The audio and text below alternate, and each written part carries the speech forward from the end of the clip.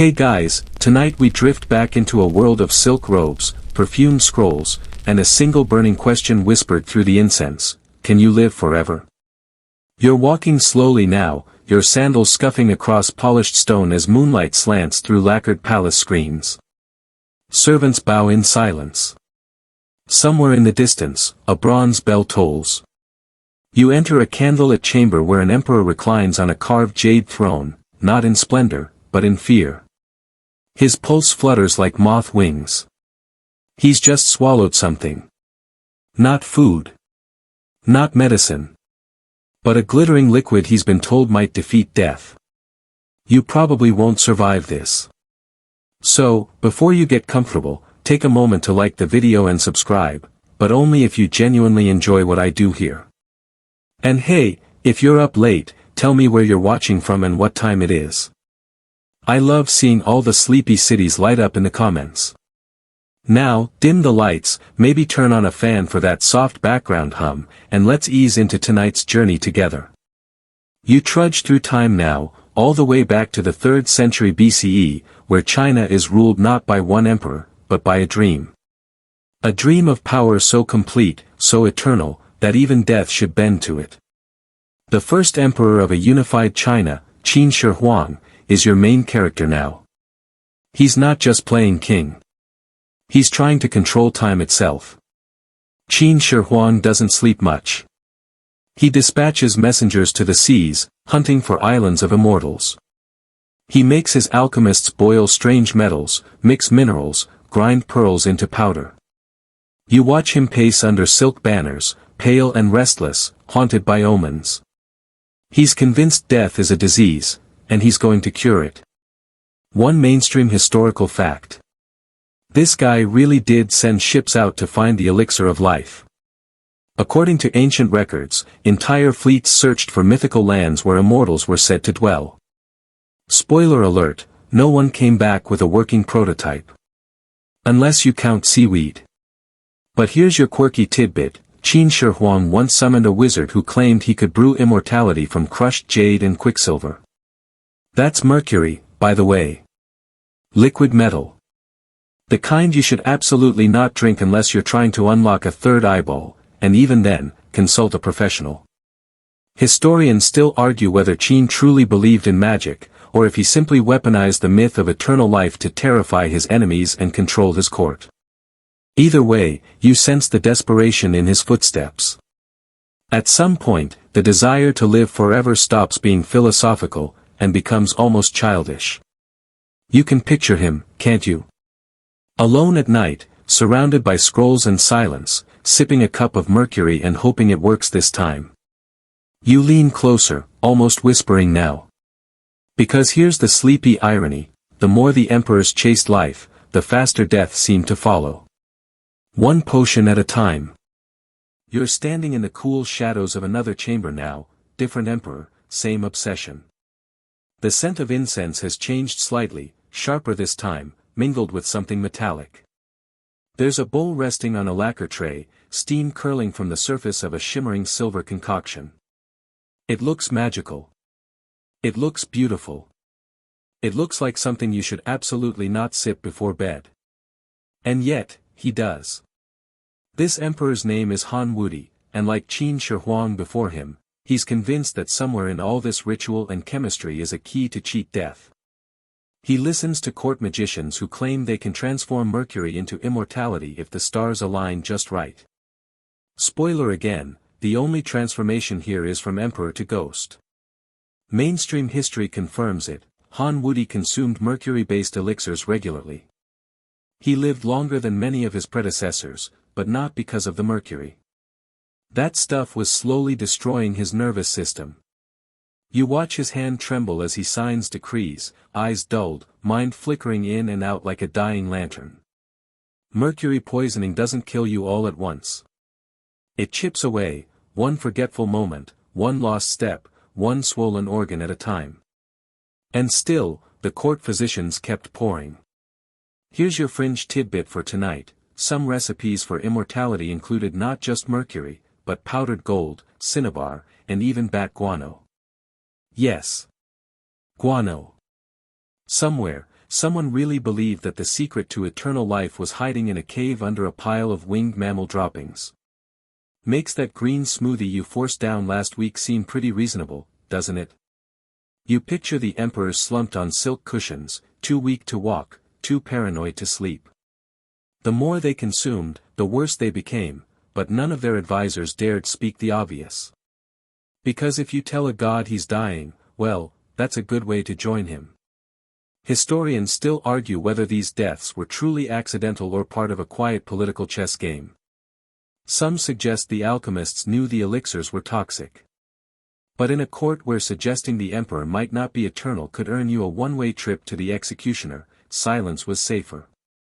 So the potions kept coming, and emperors kept sipping. You lean on a carved pillar now, watching another ruler raise the fatal cup to his lips. The air in the room is heavy. No one breathes. This ritual is no longer about magic. It's about habit, hope, and denial. You start to notice a pattern.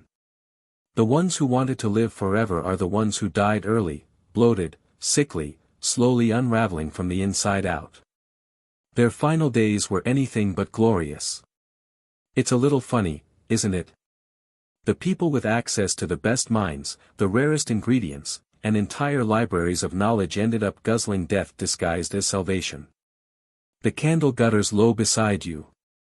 In the flicker, you glimpse the bowl of mercury again. Beautiful. Lethal. And still, somehow, full of promise. Now you're walking deeper underground. The air thickens. The walls grow colder.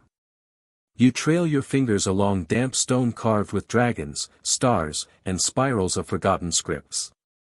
You're not in a palace anymore, you're in a tomb. But not just any tomb. This one is a kingdom of its own, designed to outlast empires. You're standing inside the mausoleum of Qin Shi Huang, or, well, as close as modern people are allowed to get. The actual tomb remains sealed beneath a massive burial mound, untouched for over 2,000 years. Why? Because, according to ancient texts, the chamber is surrounded by rivers of liquid mercury. Yes, mercury again. Apparently, even in death, this emperor wasn't taking chances. Mainstream archaeologists have confirmed that soil samples from the area show abnormally high levels of mercury. It's not just a myth. Someone really tried to recreate an underground empire, complete with lakes of poison to simulate real water, celestial maps on the ceiling, and traps to stop grave robbers in their tracks. It's both brilliant and slightly unhinged. As you step farther into this imagined space, you come upon thousands of silent clay soldiers. The famed Terracotta Army. Each one different. Each one staring eternally forward. You try not to breathe too loudly. It feels like they're listening. Here's a quirky detail: among the soldiers are clay acrobats, strongmen, and musicians. Apparently, Qin Shi Huang wanted more than just protection in the afterlife, he wanted entertainment. Imagine dying and still needing a party crew. What a diva. And yet, you can't help but admire the audacity. This tomb is a statement carved in stone: I will not be forgotten. And sure enough, centuries later, he's still here. Still feared. Still leaking mercury into the ground. Historians still argue whether the emperor's tomb should ever be opened. Some say it would reveal incredible insights into early Chinese science, engineering, and cosmology. Others warn that disturbing it could destroy fragile artifacts, or worse, release toxic gases that have built up over time. So the door remains closed. Sealed. Waiting. You shuffle onward now, into the quieter resting places of lesser emperors, who copied the tomb style with varying levels of extravagance.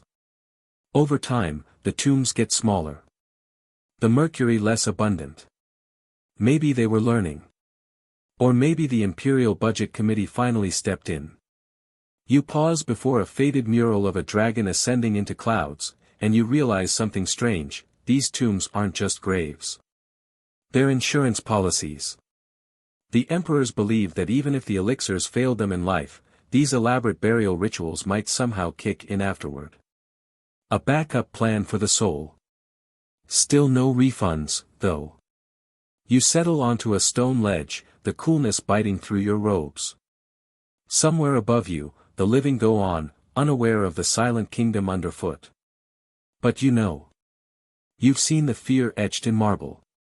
The madness baked into the clay. The desperate attempt to turn death into decor. And in the flickering dark, you whisper a quiet thought, for men who hated endings, they sure built beautiful goodbyes. As you step out of the tomb and into the cool night air, the weight of the Emperor's obsession follows you. Above you, the stars blink lazily, as if they, too, are pondering immortality. But now, you're no longer surrounded by tombs and treasures, you're back in the palace courts. The scene is quieter, less grand, but still wrapped in the hum of ancient ambition. In front of you stands a new face, an alchemist, his robe dusted with fine powders and strange oils. His hands tremble slightly as he arranges symbols on the floor with the precision of a man who believes deeply in his craft. This isn't just a guy mixing potions in a back room. No, this man is convinced that by aligning the stars, boiling cinnabar, and invoking sacred incantations, he can turn mercury into the very essence of life itself. Welcome to ancient Chinese alchemy. Mainstream historians will tell you that Chinese alchemists spent centuries trying to turn base metals into gold, and yes, a handful of them stumbled upon mercury while seeking immortality. But here's the kicker, not all of them were trying to kill people. Some genuinely believed that if you could combine the right ingredients, you'd unlock a cosmic door to eternal life. They worked with cinnabar, the primary source of mercury, herbal remedies, and even philosophical teachings about balance and harmony. In a way, they were the first great biohackers of their time. Now for the quirky tidbit, one of the alchemist's most famous creations wasn't just a potion, it was a pill. A small, round object filled with mercury, gold, and precious stones, meant to be swallowed for longevity. I'm sure you'd be thrilled to pop one of those before bed, right? Imagine trying to explain that to your doctor today. Yeah, I'm just taking this ancient Chinese life-extending pill, it's got mercury in it, no big deal. Historians still argue whether alchemists genuinely believed their potions worked, or if they simply knew they were peddling poison to the emperor. Did they think they'd discover the secret to eternal life, or was it just an elaborate con to stay employed in the royal court? Either way, the results were the same, the emperors drank it, and the alchemists got paid. The real question, though, is why they kept going back for more, especially when they could see the toll it was taking on the rulers. The air in the palace is thick with tension. You see the alchemist glance nervously at the emperor, who is holding a small jade vial in his trembling hands. The vial contains the latest batch of elixir, but there's hesitation in his eyes. Has he learned nothing from the past? You can almost hear the emperor's thoughts. He's been through so many failed attempts, so many elixirs that didn't work, but this time might be different. You watch as he lifts the vial, his face reflecting a mixture of hope and terror. He swallows. Historians still argue over whether any emperor, in his final moments, had a moment of clarity. Did they realize they were dying because of their own actions? Or did they simply resign themselves to fate, trusting their alchemists to pull off one last miracle? Either way, the end was always the same. And just as quickly as it began, the ceremony is over. The emperor's hands shake. His body slumps. The alchemist quietly gathers his materials, not yet realizing how he, too, is part of a much bigger story, one that involves both faith and failure, immortality and its tragic price. You start to walk again, this time through the quiet courtyards of a court caught in a web of myth and science. You can almost hear the ancient whispers as they echo through the centuries. What is a life worth? A single golden pill? A legacy of stone and clay? Or just the belief that the next one will work? The night has deepened, and you find yourself on the edge of a tranquil courtyard. The sounds of distant servants have faded, leaving only the soft rustle of leaves and the occasional creak of wood. But the questions still linger, like the murmur of ancient voices in your mind. You've seen the tombs. You've watched the emperors drink their poison. You've listened to the alchemists spin their promises of eternal life. But what happens when it's all over? What remains of a legacy built on mercury, gold, and the fear of death? What happens when the potions fail, when the armies turn to dust, and when the last emperor's reign fades into the dark corners of history? You're standing now in the ruins of a once great palace. The marble pillars are cracked, the intricate paintings faded into nothingness. The mercury rivers have long since dried up, leaving only faint traces in the soil. You run your hand along the stone and think about the real legacy of these ancient rulers, the myth that refused to die. The myth of immortality. Mainstream history will tell you that the obsession with immortality in ancient China did not vanish with the fall of the Qin dynasty. No, it lived on in the stories, the legends, the centuries of folklore that told of emperors who had defied death. Even as the last remnants of their dynasties crumbled, the belief in eternal life continued to shape Chinese thought. The pursuit of immortality didn't end. It just transformed into something else. In the centuries that followed, the search for the elixir of life became more of a metaphor, an unquenchable thirst for knowledge, for power, for something beyond the ordinary human experience. Here's your quirky detail for tonight. In modern times, some people still search for ways to live longer, using science and technology instead of mercury.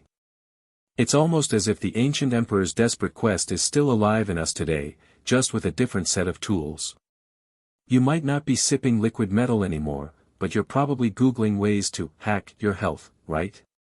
Maybe those ancient emperors didn't have the internet, but their desire to live forever isn't so different from the one you carry with you now. Historians still argue whether the pursuit of immortality in ancient China had any lasting impact on modern medical practices. Did these ancient experiments in alchemy lead to any breakthroughs? Or was it all just a tragic, toxic failure? One thing's for sure, the stories of these emperors, these alchemists, and their endless search for eternal life are woven so deeply into Chinese culture that they are nearly impossible to separate from its history. In a way, these ancient quests didn't die. They became part of the very fabric of the future. And as the moon shifts overhead, you realize that the final legacy of these emperors is not in their poisons, their elaborate tombs, or their mysterious rituals. It's in the story itself, the story that endures, even if the emperors didn't. So, you sit quietly for a moment, as the night wraps around you like a soft, heavy blanket. The questions settle, and the weight of the past seems to ease away. It's a little comforting, isn't it? Knowing that some stories, even the strange ones, never truly end. The wind picks up, carrying with it the faintest trace of something, maybe incense, maybe dust. But you're not worried. You're just here. And maybe, for now, that's enough. You're still here, and that's what matters.